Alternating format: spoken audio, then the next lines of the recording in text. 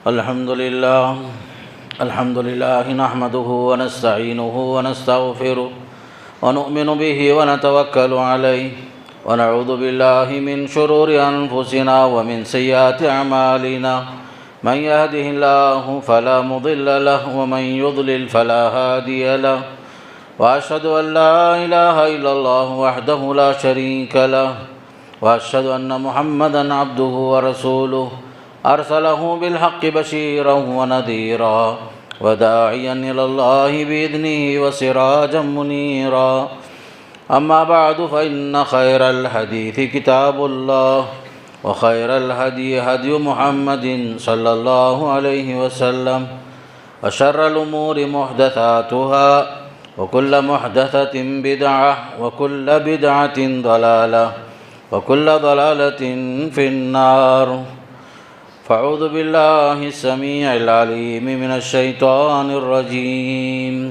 بسم الله الرحمن الرحيم وما أرسلناك إلا رحمة للعالمين وعن أبي هريرة رضي الله عنه قال قال رسول الله صلى الله عليه وسلم في كل كبد رطب أجر رواہ البخاری۔ تمام تعریفیں اس اللہ کے لیے جس نے ہمیں انسان بنایا، اسلام کی دولت سے مالا مال فرمایا، رسول اکرم صلی اللہ علیہ وسلم کی امت میں شامل فرمایا، ہماری ہدایت کے لیے انبیاء علیہ السلام کا سلسلہ باقی رکھا، یہاں تک کہ محمد الرسول اللہ صلی اللہ علیہ وسلم کو خاتم الانبیاء المرسلین کی حیثیت سے مبعوث فرما کر نبوت اور رسالت کا سلسلہ ختم فرمایا۔ درود و سلام ہو اللہ کے نبی صلی اللہ علیہ وسلم پر، آپ کے صحابہ کرام، تابعین اور تبع تابعین سے اللہ راضی ہو۔ اللہ تعالیٰ ان سب کے خدمات جلیلہ قبول فرمائے اور انہیں جنت نصیب فرمائے، اور ہمیں بھی اپنے اسلاف کی طرح نیک اعمال کرنے، اللہ سے قریب ہونے، اس کی مرضی پانے کی توفیق نصیب فرمائے۔ محترم حضرات، ابھی آپ کے سامنے خطبہ مسنونہ کے بعد سورہ انبیاء کی ایک چھوٹی سی آیت اور صحیح بخاری کی ایک حدیث آپ کے سامنے رکھا۔ اللہ کا پیغام یہ ہے، وما ارسلناک الا رحمۃ للعالمین، ہم نے آپ کو سارے جہاں والوں کے لیے رحمت بنا کر بھیجا۔ اور حدیث میں آتا ہے، اللہ کے نبی صلی اللہ علیہ وسلم نے فرمایا، حضرت ابو ہریرہ رضی اللہ تعالیٰ عنہ سے مروی ہے حدیث، کہ ہر جانور کے ساتھ، ہر جاندار کے ساتھ ترس کھانا، رحم کرنا، ان کے ساتھ ہمدردی کرنے میں اجر ہے، ثواب ہے فرمایا۔ ہم جس مذہب کے ماننے والے ہیں وہ دین اسلام ہے۔ اس مذہب کی جو خاص خصوصیت ہے، یہ مذہب انسانیت، ہمدردی، شفقت اور آپس میں ایک دوسرے کے ساتھ الفت اور محبت کا سبق سکھاتا ہے۔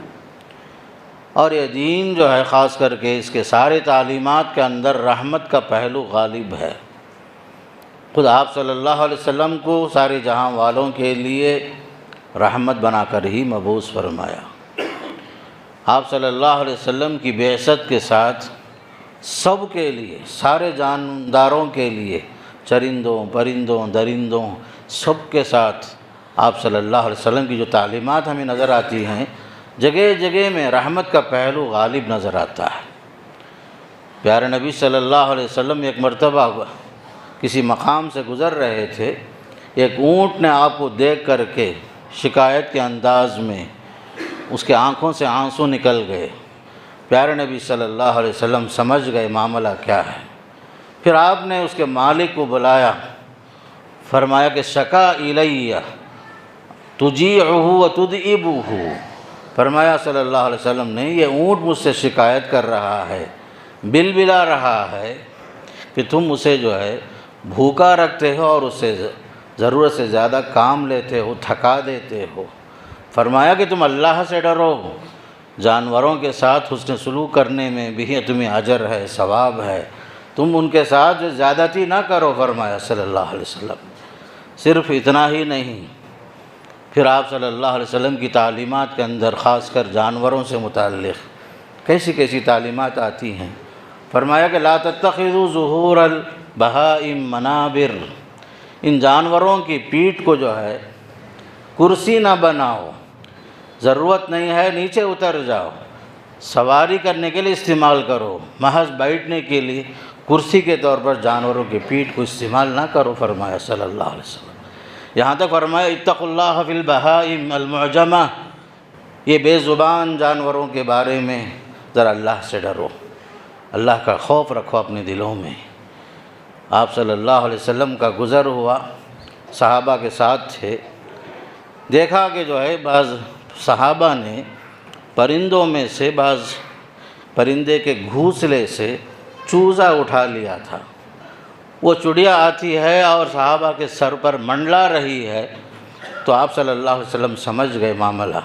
پھر آپ نے پوچھا من فجع هذه بولدها، اس پرندے کو کس نے جو تکلیف پہنچائی؟ فرمایا کہ ردوها ولدها، اس کے بچے کو، اس کے چوزے کو اس کے بل میں واپس لوٹا دو، اس کے گھونسلے میں واپس لوٹا دو۔ آپ صلی اللہ علیہ وسلم نے اتنا ہی نہیں، چیونٹیوں کی بستی کو کسی نے جو آگ لگا دی تھی، آپ نے دیکھا، فرمایا کہ تمہارے لیے جائز نہیں ہے کہ تم جو ہے چیونٹیوں کو آگ سے جلاؤ اور انہیں اذیت پہنچاؤ۔ فرمایا کہ ان النار لا يعذب بالنار الا رب النار، آگ سے اذیت پہنچانا، تکلیف دینا، جلانا سوائے رب ذوالجلال کے کسی کے لیے جائز نہیں ہے فرمایا۔ چیونٹیوں کی بستی تھی، کسی نے آگ لگا دی، فرمایا کہ ایسا مت کرو آپ لوگ۔ یہاں تک کہ زمانے جاہلیت کا معمول تھا، لوگ جو ہے اپنا نشانہ ٹھیک کرنے کے لیے پرندوں کو، زندہ پرندوں کو لٹکا کر کے نشانہ ٹھیک کرنے کے لیے اسے تیر مارتے تھے، آپ نے اس سے بھی منع فرمایا۔ اتنا ہی نہیں، آپ نے دیکھا ایک صاحب جو ہیں بکری ذبح کرنے کے لیے تیار ہو گئے ہیں، بکری کے گردن پر پیر رکھے ہوئے ہیں، ابھی چاقو تیز کر رہے ہیں۔ پھر آپ صلی اللہ علیہ وسلم فرمایا کہ تم کیا کر رہے ہو؟ ایک جانور کو تم جو ہے دو مرتبے اسے اذیت دے کر اسے مارنا چاہتے ہو۔ جانور کو ذبح کرنا ہی ہے پہلے سے تو چاقو تیز کر لو، جانور کو لٹانے کے بعد گردن پر پاؤں رکھ کر پھر اس کے بعد چاقو تیز کرنا کیا مطلب ہے؟ اذیت پہنچا رہے ہو جانور کو۔ پھر آپ صلی اللہ علیہ وسلم نے یہاں تک فرمایا کہ جانور کے سامنے اس کے بچے کو، اس کے بچے کے سامنے ماں کو جو ہے ذبح مت کرو۔ کیسی کیسی تعلیمات آپ صلی اللہ علیہ وسلم نے۔ اتنا ہی نہیں، بعض جانور حالانکہ کھایا نہیں جاتا، حرام ہے اس کا گوشت، اس کے باوجود اتنی ہمدردی، اتنی مہربانی۔ بلی ہے خاص کر، حالانکہ جائز ہے گھروں میں پالنا، لیکن ایک عورت نے باندھ کے رکھا، نہ کھلایا نہ پلایا، یہاں تک کہ وہ بلی مر گئی۔ حالانکہ وہ عورت اپنی جگہ میں عابدہ ہے، زاہدہ ہے، سب کچھ عبادت گزار ہے۔ فرمایا کہ یہ عورت محض اس بلی کو باندھ کر مارنے اور تڑپا کر اسے بھوکا رکھنے کی وجہ سے یہ عورت جہنمی ہے فرمایا۔ کیسی کیسی تعلیمات۔ ایک آدمی جو ہے، حالانکہ کتا نجیس جانور ہے، آپ کو سب کو معلوم ہے، اور کتے کے سلسلے میں حدیث میں آتا ہے سوائے شکار کے یا گھروں کی حفاظت کے لیے، کھیتی باڑی کی حفاظت کے لیے یا اپنے ریوڑوں کی حفاظت کے لیے، گھروں کی حفاظت کے علاوہ کتا پالنا جائز ہی نہیں ہے۔ اس کے باوجود ایک جانور ہے وہ، اس کے باوجود جب اسے پیاس لگتی ہے، کوئی اللہ کا بندہ اسے پانی پلا دیتا ہے تو آپ نے اسے جنت کی خوشخبری سنائی، جنت کی خوشخبری۔ تو دیکھیے آپ اسلامی تعلیمات کے اندر کیسی کیسی تعلیم ہیں، خاص کر جانوروں کے متعلق۔ تو اس سے ہٹ کر انسانوں کے ساتھ بھی معاملے میں آپ نے یہ عام حکم دیا، ارحموا من فی الارض یرحمکم من فی السماء، لوگو زمین والوں پر مہربانی کا معاملہ کرو، آسمان والا تم پر مہربان ہو جائے گا۔ کسی پر ظلم نہ کرو، زیادتی نہ کرو، مہربانی کا معاملہ کرو، شفقت کا معاملہ کرو، اس لیے کہ اللہ تم پر مہربان ہوگا۔ کسی کو نہ ستاؤ۔ کیسے کیسے لوگ تھے جو آپ صلی اللہ علیہ وسلم کے جان کے دشمن تھے، آپ کے قتل کی سازشیں کرنے والے۔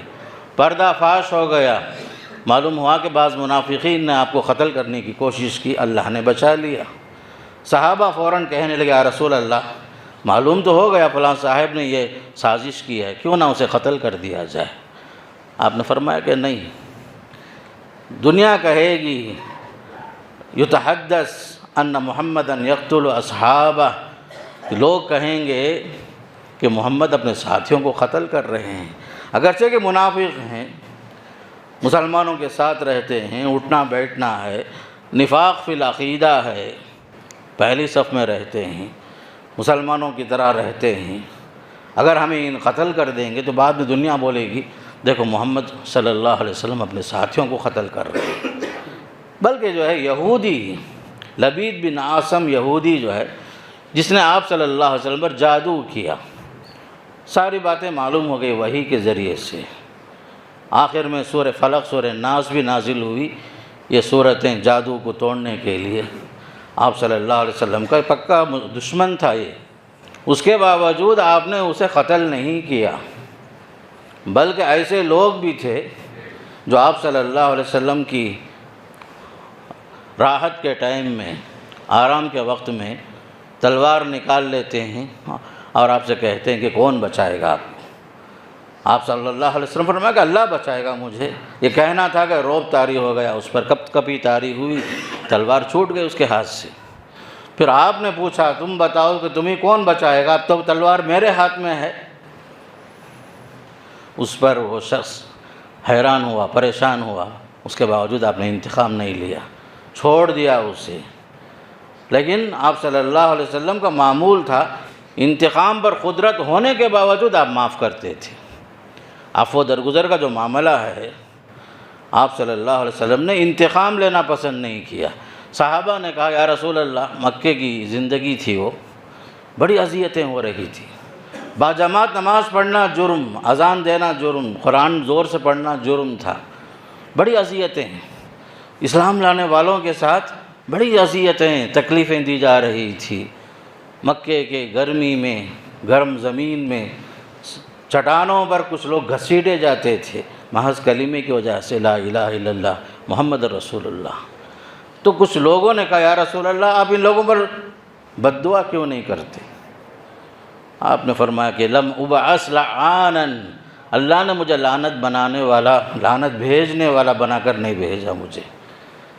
جہاں جہاں بھی جو ہے لوگوں نے اذیت پہنچائی، چاہے وہ طائف کا واقعہ ہو، کوئی بھی واقعہ ہو، آپ کی زبان مبارک سے صرف یہی نکلا اللہم اہد قومی فإنہم لا یعلمون، اللہ میری قوم نادان ہے، نادان ہے، نہیں جانتے لوگ، انہیں ہدایت سے نواز، ہدایت کی دعا کرتے تھے۔ بد دعا کرنا آسان ہے میرے دوستوں، لیکن کسی کے حق میں ہدایت کی دعا مانگنا، انتقام کا موقع ملنے کے باوجود انتقام نہیں لینا، یہ سب اسلامی تاریخ کے اندر اتنے واقعات ہیں رسول رحمت صلی اللہ علیہ وسلم کے، دیکھیے، پڑھتے جائیے، موقع ملتا ہے تو سیرت کی کتابیں اٹھا کے دیکھیے۔ ثمامہ بن اسال جو ہیں مشرک تھے، پہلے صحابہ نے انہیں گرفتار کر لیا، مدینے میں مسجد نبوی میں انہیں مسجد میں لا کے باندھ دیے، قیدی تھے وہ۔ آپ صلی اللہ علیہ وسلم نے صبح میں دیکھا ثمامہ بن اسال، آپ نے خیریت پوچھی، پھر پوچھا ما عندک یا ثمامہ، ثمامہ خیریت تو ہے، کیا ہے تمہارے پاس، کیا خبر ہے؟ ثمامہ نے کہا یا رسول اللہ ان تقتلنی تقتل ذا دم وان تنعم تنعم علی شاکرین، اے محمد صلی اللہ علیہ وسلم، اگر تم جو ہے مجھے قتل بھی کرنا چاہو تو آپ کو حق ہے، اگر آپ مجھ پر احسان کریں گے میں زندگی بھر آپ کا مشکور اور ممنون رہوں گا۔ 3 دن آئے صلی اللہ علیہ وسلم، خیریت پوچھتے رہے، ان کا جواب یہی تھا۔ آخر کار تیسرے دن آپ نے کہا ثمامہ کو آزاد کر دو، چھوڑ دو۔ حضرت ثمامہ جو ہیں بعد میں جو مسلمان ہوئے تو کہتے ہیں، تاریخ میں ہے، حدیث میں بھی ہے، نکلے مسجد نبوی سے، قریب کے باغ میں گئے، نخلستان میں گئے، غسل کیا، پھر واپس آئے، پھر اس کے بعد کلمہ پڑھ لیے۔ اس کے بعد انہوں نے کہا آپ صلی اللہ علیہ وسلم سے روئے زمین میں آپ کے چہرے سے بڑھ کر کوئی چہرہ میرے نزدیک مبغوض نہیں تھا، ناپسندیدہ نہیں تھا، لیکن آج آپ میرے نزدیک سب سے زیادہ محبوب ہیں۔ پھر کہنے لگے روئے زمین میں اسلام سے بڑھ کر کوئی مذہب میرے پاس اتنا ناپسندیدہ نہیں تھا جتنا اسلام تھا، لیکن آج میرے نزدیک اسلام پسندیدہ ہے۔ الغرض اسلام میں آ گئے، مکے میں گئے، زور سے قرآن پڑھے، طواف کیا۔ وہاں کے لوگوں نے کہا ثمامہ تو صابی ہو گیا ہے، بے دین ہو گیا ہے۔ حضرت ثمامہ نے کہا کہ نہیں، بے دین نہیں ہوا ہوں، اسلام میں آ گیا ہوں، اسلام میں آ گیا ہوں۔ پھر لوگوں نے انہیں اذیت پہنچانے کی کوشش کی تو کہا اگر آپ لوگ مجھے کچھ بھی نقصان پہنچانے کی کوشش کرو گے، ہمارے علاقے سے ہی آپ کے علاقے کے پاس مکے میں گھیوں پہنچتا ہے، یہ ایک دانہ نہیں پہنچے گا، یاد رکھو۔ دھمکی دے کر چلے گئے، جا کر کے انہوں نے گھیوں کا آنا جانا بند کر دیا، اس لیے کہ شام کے علاقے سے ہی مکے کو گھیوں آتا تھا وہ زمانے میں۔ پھر مکے والوں نے آ کر نبی کریم صلی اللہ علیہ وسلم سے درخواست کی، خواہش سالی تھی، لوگوں نے گڑ گڑایا، معافی مانگی، تو آپ نے ثمامہ بن اسال سے کہا کہ گندم وغیرہ جو کچھ آتا تھا اسے چھوڑ دو، لوگوں کو اذیت ہوتی ہے، تکلیف ہوتی ہے۔ تو جہاں جہاں موقع ملتا تھا لوگوں نے تکلیفیں جہاں پہنچائی تھی، انتقام نہیں لیے، رحمت بن کر آئے تھے دنیا والوں کے لیے۔ آپ کی ساری تعلیمات کے اندر رحمت کا پہلو غالب ہے، یہاں تک کہ نماز کا معاملہ ہے۔ آپ صلی اللہ علیہ وسلم فرماتے ہیں میں چاہ رہا تھا نماز ذرا طویل کر دوں، لمبی نماز پڑھاؤں، اتنے میں عورتوں کی صفوں سے بچے کے رونے کی آواز آئی، میں نے نماز مختصر کر دی تاکہ اس کی وجہ سے، بچے کی وجہ سے ماں کو اور لوگوں کو تکلیف ہوگی، میں نے نماز مختصر کر دی۔ یہاں تک کہ مدینے میں حضرت معاذ بن جبل رضی اللہ عنہ آپ کے ساتھ نماز پڑھتے تھے، پھر جا کر کے اپنے قبیلے میں نماز پڑھاتے تھے۔ پہلے جو نماز پڑھتے وہ فرض ہو جاتی تھی، پھر وہی جا کر امامت کرتے تھے، تو وہ جو ہے نفل کی حیثیت سے وہ پڑھتے، لیکن قوم جو ہے فرض نماز ادا کرتی تھی ان کے پیچھے۔ ایک مرتبہ ایسا ہوا عشاء کی نماز طویل ہو گئی، مصلیوں میں سے ایک مصلی نے آ کر کے پیارے نبی صلی اللہ علیہ وسلم سے شکایت کر دی، کہا آپ کے امام صاحب نماز لمبی پڑھاتے ہیں، ہمارے لیے تکلیف ہوتی ہے، نماز میں چھوڑ کر میں باہر آ گیا۔ اس طرح کی شکایت آئی، آپ صلی اللہ علیہ وسلم نے حضرت معاذ بن جبل کو بلایا، پھر پوچھا افتان انت یا معاذ، کیا تم لوگوں کو فتنے میں ڈالنا چاہتے ہو نماز کے بہانے سے؟ پھر فرمایا نماز پڑھاتے ہو تو سب کا خیال رکھو، فرمایا من اما قوما فلیخفف، امامت میں سب کا خیال رکھو، فإن فیہم الصغیر والکبیر والضعیف وذی الحاجہ، آپ کے پیچھے کتنے لوگ رہتے ہیں، کچھ میں کوئی چھوٹا بھی ہے، کوئی بڑا بھی ہے، بیمار بھی ہے، ضرورت مند بھی ہے، کسی کو کہیں جانا ہے، کوئی بیمار بھی ہے، کتنے لوگ ہیں، کتنی ضرورتیں الگ الگ ہیں۔ امامت میں چھوٹی چھوٹی صورتیں پڑھو، لوگوں کو تکلیف میں نہ ڈالو، امامت کے ذریعے سے لوگوں کو فتنے میں مبتلا نہ کرو۔ اتنا بڑا لفظ آپ نے استعمال فرمایا، امامت میں سب کا خیال رکھو۔ ایسا نہیں کہ امام صاحب کا موڈ اچھا تھا لمبی نماز پڑھا دیے، جب امام صاحب کو کام میں کچھ جانا ہو تو نماز مختصر کر لی، ایسا نہیں ہونا۔ فرمایا کہ مقتدیوں کا لحاظ رکھو، فرمایا صلی اللہ علیہ وسلم نے۔ ہر پہلو دیکھتے جائیے، قرآن میں، حدیث میں، سیرت کی کتابوں میں آپ نے ہر لحاظ سے امت کو جو پیغام دیا کہ آپ کی وجہ سے کسی کو تکلیف نہ ہو۔ مسلمان کسے کہتے ہیں؟ فرمایا المسلم من سلم المسلمون من لسانہ ویدہ، مسلمان ہے ہی نام اس کا جس کی زبان سے اور اس کے ہاتھ سے کسی کو کوئی تکلیف نہ ہو، لوگ اس کی اذیت سے پریشان نہ ہوں، لوگوں کے لیے وہ سلامتی کا باعث بنے، تب چل کر کے وہ مسلمان بنتا ہے۔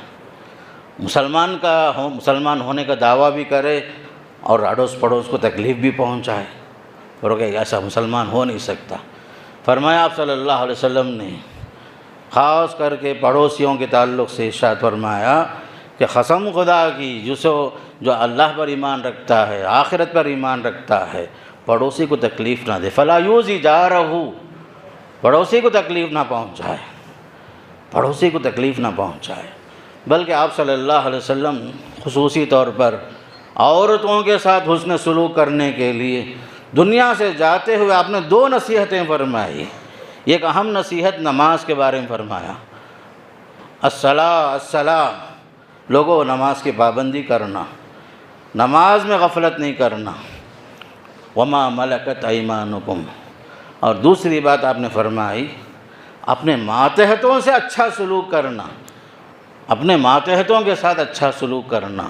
باپ ہیں بچوں کے ساتھ اچھا سلوک کرو، سرپرست ہیں اپنے ماتحتوں سے اچھا سلوک کرو، شوہر ہیں تو بیویوں کے ساتھ اچھا سلوک کرو، بچوں کے اندر برابری کا معاملہ رکھو، سب کے ساتھ عدل کرو، انصاف کرو، بے انصافی نہ ہو، آپ کے عدل سے ہٹنے کی وجہ سے بچوں میں دشمنی پیدا نہ ہو۔ حضرت نعمان بن بشیر کہتے ہیں کہ میرے والد نے مجھے ایک غلام تحفے میں دینے کا ارادہ کیا، ہبہ میں، گفٹ میں۔ میری والدہ کہنے لگی میں اس وقت تک راضی نہیں رہوں گی جب تک کہ آپ اللہ کے نبی صلی اللہ علیہ وسلم کو گواہ بنا لو۔ تو حضرت بشیر پہنچے اللہ کے رسول کے پاس اپنے فرزند نعمان کو لے کر، کہا یا رسول اللہ میری بیوی کا قصہ ایسا ہے، میں چاہتا ہوں کہ میرے اس بچے نعمان کو ایک غلام تحفے میں دوں۔ آپ نے پوچھا کیا تمہارے لیے اس بچے کے علاوہ اور بھی بچے ہیں کیا؟ کہا ہاں ہیں یا رسول اللہ۔ کیا تم نے سب کو ایسا دیا ہے؟ کہا کہ نہیں یا رسول اللہ۔ تو فرمایا آپ نے لا اشہد علی جور، میں ظلم پر زیادتی پر گواہ نہیں بنتا، اتقوا اللہ، اللہ سے ڈرو، اللہ سے ڈرو، واعدلوا بین اولادکم، اپنے بچوں کے درمیان انصاف کرو، کسی کو دیے کسی کو محروم کر دیے۔ چاہت الگ چیز ہے بھائی، محبت الفت بچوں کے درمیان، چھوٹے بچے سے چھوٹی بیٹی سے محبت زیادہ ہوگی انسان کو، لیکن دینے کا جو معاملہ ہے وہاں یاد رکھو عدل ہو، انصاف ہو۔ باپ اور ماں کی حیثیت سے کچھ لوگ ہبہ کرتے ہیں دنیا میں، زندگی میں جائز تو ہے لیکن عدل ہونا چاہیے، انصاف ہونا چاہیے۔ پھر آپ صلی اللہ علیہ وسلم نے عورتوں کے بارے میں فرمایا اتقوا اللہ فی النساء، لوگوں اپنے عورتوں کے تعلق سے اللہ سے ڈرو، فإنکم اخذتموہن بکلمۃ اللہ فإنہن عوان عندکم، یہ جو عورتیں تمہارے گھروں میں ہیں غلام بن کر، لونڈی بن کر، ماتحت بن کر، ان کے بارے میں اللہ سے ڈرو، اللہ سے ڈرو، ان پر ظلم نہ کرو، زیادتی نہ کرو۔ اور دوسری طرف عورتوں سے فرمایا دیکھو کتنا پیارا پیغام ہے پیارے نبی صلی اللہ علیہ وسلم کا، بیلنس باقی رکھتے ہیں۔ عورتوں سے فرما رہے ہیں تم اپنے شوہروں کی قدر کرو، عزت کرو۔ اگر دنیا میں سجدہ کرنے کی اجازت ہوتی اللہ کے سوا، میں اجازت دیتا کہ عورت اپنے شوہر کو سجدہ کرے، چونکہ سجدہ حرام ہے، اجازت نہیں ہے، اتنا اونچا مقام ہے شوہر کا۔ پھر فرمایا عورتوں سے دیکھو معاملہ جو ہے بہت خطرناک ہے تمہارا، جہنمیوں میں بڑی تعداد میں نے عورتوں کی ہی دیکھی ہے۔ کسی نے پوچھا عورتوں میں سے یا رسول اللہ کیا سبب ہے؟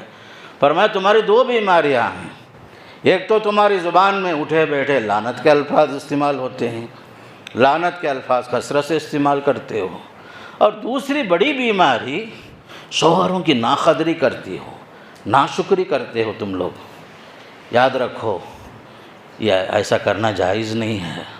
پھر آپ نے مردوں کے لیے قیامت تک کے لیے آپ نے ایک نصیحت فرمائی، عورتوں کی بعض کمزوریوں کی طرف اشارہ فرمایا۔ دیکھو تم زندگی بھر عورتوں کے ساتھ حسن سلوک کرتے رہو، کسی دن تم نے ان کا مطالبہ پورا نہیں کیا، ان کی خواہش پوری نہیں کی۔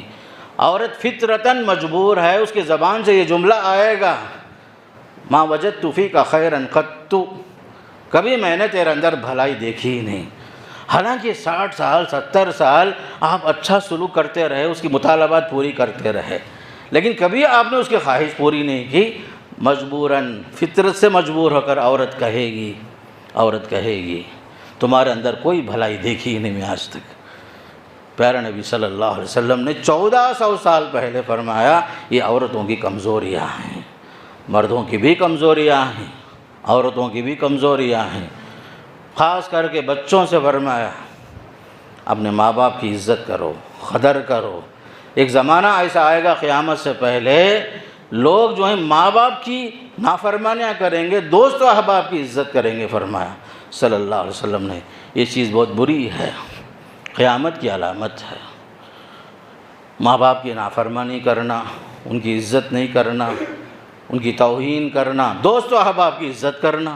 اکرم الرجل مخافۃ شرہ، یہ بھی فرمایا کہ لوگ عزت کریں گے لوگوں کی محض ان کے شر سے بچنے کے لیے۔ الغرض اسلامی تعلیمات میں ہر جگہ میں رحمت کا پہلو، انسانیت کا پہلو، خیر کا پہلو، ہمدردی کا پہلو، شفقت و محبت کا پہلو غالب ہے۔ یہ ہے اسلام۔ بلکہ خاص کر باپ سے فرمایا، سرپرستوں سے فرمایا ما نحل والد ولدہ خیر من الادب الحسن۔ آپ اپنے بال بچوں کے لیے بینک بیلنس چھوڑ کے جا رہے ہیں، بنگلے چھوڑ کے جا رہے ہیں، کار چھوڑ کے جا رہے ہیں، یہ کوئی کمال کی بات نہیں ہے۔ ایک باپ کا اپنے بچے کے لیے بہترین تحفہ اگر ہے صحیح تعلیم، صحیح تربیت، فرمایا تاکہ آپ کی زندگی کے بعد یہ بچہ آپ کے حق میں دعا کر سکے، صدقہ جاریہ بن سکے آپ کے واسطے۔ اس کے لیے اچھی تعلیم کا انتظام کرو، اچھی تربیت کا انتظام کرو۔ جتنا جو ہے عصری علوم میں بچوں کا آگے بڑھنا ضروری ہے، کالجوں میں پڑھنا سب کچھ، اس سے بڑھ کر بیسک بنیادی طور پر دین سے قریب ہونا، دین سے واقف ہونا، دینی معلومات اپنے بچوں کو ہونا، انہیں سکھانا مسجدوں میں، مکتبوں میں، مدرسوں میں، آج یہ بہت اہم ہے۔ اگر کوئی بچہ ڈاکٹر انجینئر بن گیا تو بڑی بات نہیں ہے، اس سے پہلے اپنا دین سے واقف ہو جائے، اسلام سے واقف ہو جائے، نماز، روزہ، زکوٰۃ کے جو بنیادی معلومات ہیں اس سے واقف ہو۔ کتنے بچے ہمارے ایسے ہیں جن کو نماز جنازہ کی دعا یاد نہیں ہے، حالانکہ اصول تو یہ ہے کہ ہر بچہ اپنے والد کی نماز جنازہ خود پڑھا ہے، باپ اپنے بچے کی نماز پڑھا ہے جنازہ، بچہ اپنے باپ کی نماز جنازہ پڑھا ہے، باپ اپنے بچیوں کا نکاح خود پڑھا ہے۔ یہ مولوی صاحب کا کام نہیں ہے، سن لیجیے اچھی طریقے سے۔ ولی جو ہے باپ ہوتا ہے، اس کا اختیار ہے یہ۔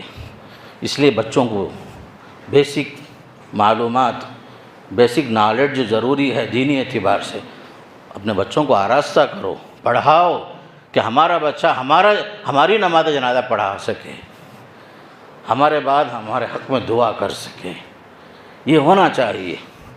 تو یہ دین جو ہے اس کی بنیادی خصوصیت یہ ہے، یہ علم کا مذہب ہے۔ یہ پہلی وحی جو نازل ہوئی اقرا سے ہی ہوئی، پڑھو پڑھو پڑھو۔ آج ہماری امت کی سب سے بڑی مصیبت کیا ہے؟ بڑی تعداد جو ہے جہالت سے ہمکنار ہے، نہ دین سے واقف ہے، نہ عصری علوم سے مسلح ہے، نہ حالات اور زمانے کے تقاضوں سے واقف ہیں۔ خاص کر کے آج کا زمانہ جو ہے، ہندوستان میں آپ کو جینا اور مرنا ہے تو آپ کو جو ہے خاص کر علوم کے اعتبار سے، ڈگری کے اعتبار سے، علم کے اعتبار سے میدان میں آگے بڑھنا پڑے گا۔ بچوں کے لیے قربانیاں دینی ہوگی ماں باپ کو۔ جو بچے ہمارے پڑھنے کے لائق ہیں، ان کے پاس حیثیت کم ہے، اصحاب ثروت، اصحاب حیثیت، آگے بڑھیں تاکہ ہمارے قوم کے اندر تعلیم کا غلبہ ہو۔ ہر اعتبار سے ہمارے بچے دینی تعلیم میں بھی، عصری علوم میں بھی، ٹیکنالوجی میں بھی، ہر اعتبار سے آگے بڑھیں۔ میرے دوستو، آخری نصیحت ایک یہ ہے، نمازوں کی پابندی میں کبھی غفلت نہیں ہونا۔ نماز فجر خاص کر، دیگر نمازوں میں جس طرح آپ اہتمام کرتے ہیں، نماز فجر کا یہ اہتمام ہونا۔ یہودی نے کہا تھا، جس دن مسلمان جمعہ کی نماز میں جس طرح آتے ہیں، مسجدیں بھر جاتی ہیں، فجر کی نماز میں اگر یہ حال ہو جائے تو یاد رکھو وہیں سے اسلام کا انقلاب شروع ہو جائے گا، کہا تھا۔ حقیقت یہی ہے، ہم لوگ جو ہیں اللہ سے دور ہو گئے، نمازوں سے دور ہو گئے، غفلت کا شکار ہو گئے ہیں۔ اس لیے ضروری ہے، یاد رکھو، حدیث میں آتا ہے، اللہ کے نبی صلی اللہ علیہ وسلم فرماتے ہیں، من صلی الفجر فهو فی ذمۃ اللہ۔ فجر کی نماز کی پابندی جو آدمی کرتا ہے وہ اللہ کی حفاظت میں داخل ہو جاتا ہے۔ اس لیے خصوصاً فجر کی نماز کی پابندی دیگر نمازیں سب اہم ہیں اپنی جگہ میں، لیکن با جماعت نماز میں شریک ہونے کی پوری کوشش کیجیے۔ اور اس کے بعد دوسری نصیحت، قرآن کی تلاوت ہر گھر میں ہو، بچہ گھر کا قرآن پڑھے، پھر اس کے بعد سیل فون میں ہاتھ رکھے۔ ہم لوگ اتنے مصروف ہو گئے سیل فونوں کے پیچھے، قرآن پڑھنے ٹائم نہیں ہمارے پاس۔ نعوذ باللہ من ذالک۔ اللہ کی کتاب، ہدایت کی کتاب، رحمت کی کتاب، بشارت کی کتاب، آخرت میں سفارش کرنے والی کتاب، قرآن پڑھنا معمول بنا لیجئے۔ صرف 15 منٹ ہی صحیح، گھر گھر میں قرآن کی آواز پہلے آئے نماز کے بعد، پھر اس کے بعد آپ کا ہاتھ سیل فون میں جائے۔ دنیا کے حالات بعد میں جانیں گے آپ، لیکن قرآن جیسی کتاب سے غفلت کسی بھی طریقے سے ہمارے لیے جائز نہیں ہے۔ حدیث میں آتا ہے، اللہ کے نبی علیہ السلام فرماتے ہیں، ان اللہ یرفع بہذا الکتاب اقواما ویضع بآخرین۔ اللہ تعالیٰ بعض قوموں کو اس قرآن سے ترقی سے نوازتا ہے، اور اس قرآن پر عمل نہیں کرنے کی وجہ سے بعض قوموں کو اللہ ذلیل کر دیتا ہے۔ فرمایا، صحیح حدیث ہے۔ آج ہماری ذلت، ہماری رسوائی، ہماری پسپائی کا اہم سبب قرآن سے دوری ہے میرے دوستوں۔ رمضان کا انتظار مت کرو میرے دوستوں، قرآن پڑھو، روزانہ پڑھو، معمول بناؤ۔ پڑھنے نہیں آتا ہے کم از کم سنو، گھر گھر میں قرآن کی آواز، وہیں سے صبح کا آغاز ہونا چاہیے میرے دوستوں۔ قرآن کو اس کا حق ادا کرو، ورنہ قرآن قیامت کے دن شکایت کرے گا، رسول شکایت کریں گے، اس امت نے قرآن کو چھوڑ دیا، صرف جو ہے رمضان کے لیے خاص کر لیا۔ الغرض دین سے جڑے رہو، دین کے ساتھ باقی رہو۔ ہماری عزت اگر ہے تو دین کی وجہ سے ہے۔ اگر ہم دین سے دور ہو جائیں، دین پر عمل نہ کریں گے، تو یاد رکھو دنیا میں ہی ہم ذلیل ہو جائیں گے۔ حالانکہ ہماری حکومتیں تھیں، مغلیہ خاندان کی حکومتیں 700-800 سال، اندلس کی حکومتیں، عثمانیہ حکومتیں، 100 سال ہم حکومتیں کیے۔ آج ہماری حیثیت کیا ہے معلوم ہے؟ مائنارٹی۔ آج ہم محکوم قوم بن گئے ہیں۔ وجہ کیا ہے؟ دین سے دوری، قرآن سے دوری، احکام شریعت سے غفلت، یہ سب جو ہے ہمارے لیے دنیا میں ہی ایک عذاب بن گیا۔ بہرحال ہمیں توبہ کرنا ہے، استغفار کرنا ہے، اور اپنے دین سے جڑنا ہے، اور اسلام کا جو پیغام ہے، دین رحمت، دنیا کے کونے کونے میں یہ پہنچانا ہے۔ جو لوگ نہیں جانتے اسلام کو بدنام کرتے ہیں، دہشت گرد کہتے ہیں، فلاں کہتے ہیں، یہ سب جہالت کی وجہ سے ہے۔ اسلام جو ہے زندہ مذہب ہے، قیامت تک کے لیے مذہب ہے، اور اس پر عمل کرنا ہمارا اہم کام ہے۔ اور ہمارے اخلاق سے، ہمارے کردار سے، ہمارے معاملات کی درستگی سے اسلام بھی پھیلے گا، اور اسلام ہمیشہ غالب رہے گا باذن اللہ تعالی۔ اللہ مجھے بھی اور آپ کو بھی اس دین کو دل و جان سے مان کر اس پر چلنے، اس پر عمل کرنے کا اللہ توفیق نصیب فرمائے۔ اللہ تعالی ہمیں خاتمہ بالخیر نصیب فرمائے۔ اقول قولی ھذا استغفر اللہ لی ولکم ولسائر المسلمین من کل ذنب فاستغفروہ انہ هو الغفور الرحیم۔